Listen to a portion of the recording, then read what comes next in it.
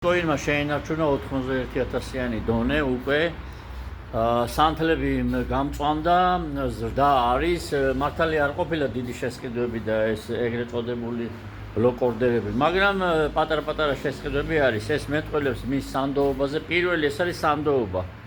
მიუხედავად იმისა, რომ ამ კვირაში არის ფომოს განცხადება და ყველა უნდა იყოს ფრთხილად, მაინც დააკვირდით დღევანდელ მონაცემებს. ის არის, ანუ ბაზარი მთლიანად გაამწვანა ბიტკოინის აი ამ შენარჩუნებამ ამ დონის 91-ის. შემდეგი სამიზნე 91,500 ეს მრგვალი ციფრები მოქმედებს ძალიან.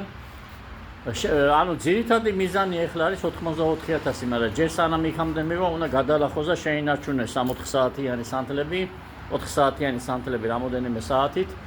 აი შემდეგ უკვე იქნება დღის დახურვა ღამის 4 საათზე და თუ ეს გადალახა 91,500, შემდეგი სამიზნე უკვე ძირითადი სამიზნე იქნება 84,000-იანი.